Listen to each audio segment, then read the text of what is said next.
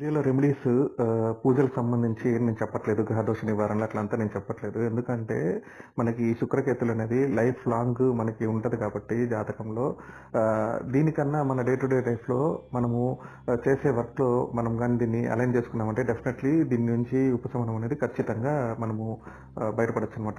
ఈ కాంబినేషన్‌లో మనకొచ్చేది ఎక్కడంటే వేరే వాళ్ళు ఇట్లా ఎదిగిపోతున్నారు ఫైనాన్షియల్‌గా. వాళ్ళు ఇల్లు కట్టుకున్నారు, అది కట్టుకున్నారు, ఇది కట్టుకున్నారు అనేసి నీ భార్యాభర్తల మధ్య వాళ్ళు చేసుకున్నారు, వీళ్ళు చేసుకున్నారు అన్న విషయంలో గొడవలు ఎక్కువొస్తుంది. నేను చాలా మంది క్లయింట్స్ దగ్గర ఇదే అబ్జర్వ్ చేశాననమాట. ఫైనాన్షియలీ వాళ్ళు చాలా స్ట్రాంగ్ అవుతున్నారు. మనము ఇంకా ఎదగలేదు అనే దీంతో మనం ఎప్పుడు ఎదుగుతాము అనే ఒక డిస్కషన్‌తో వాళ్ళకి ఇబ్బందులనేది, గొడవలనేది ప్రారంభమవుతుంది.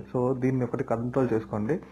దాంతో పాటు మెయిన్ థింగ్ ఏందంటే శుక్రకేతులు కాంబినేషన్ ఉన్న చాలా వరకు కలిసే ఉంటారు. ఎటువంటి ఇబ్బందులు లేకుండా ఉంటారు. అటువంటి కాంబినేషన్స్ వాళ్ళు అసలు ఏం చేస్తుంటారు డే టు డే లైఫ్‌లో అబ్జర్వ్ చేస్తే వాళ్ళు డెఫినెట్‌లీ కేతు కారకత్వాలైన లైక్ స్పిరిచువల్‌గా వాళ్ళు స్ట్రాంగ్‌గా ఉన్నా కానీ, లేకపోతే యోగా ఇన్‌స్ట్రక్టర్స్‌గా ఉన్నా, లేకపోతే ఆయుర్వేదిక్ డాక్టర్స్‌కి రిలేటెడ్ ప్రొఫెషన్‌లో ఉన్నా అండ్ బ్యూటీ సెలూన్‌లో హెయిర్ స్పెషలిస్ట్ ఉంటారు కదా! హెయిర్ కట్స్ అవి చేస్తుంటారు కదా! వాళ్ళు కానీ, లేకపోతే ఎవరైనా జ్యోతిష్యం రిలేటెడ్ ఉన్నవాళ్ళు కానీ, లేదా రీసెర్చ్ రిలేటెడ్ వర్క్‌లో ఎవరైనా ఇన్వాల్వ్ అయినా కానీ, హీలింగ్ రిలేటెడ్ అట్లా మెడిటేషన్ చేసేవాళ్ళు కానీ, స్పిరిచువల్ టీచర్స్ కాంటాక్ట్ వాళ్ళు కానీ, ఎడిటింగ్ వాళ్ళు కానీ, ఈ రకాల ప్రొఫెషన్‌లో ఉన్నవాళ్ళు కేతు యొక్క ఇంపాక్ట్‌ని తగ్గించుకొని హ్యాపీగా వాళ్ళ లైఫ్‌ని లీడ్ చేస్తారనమాట.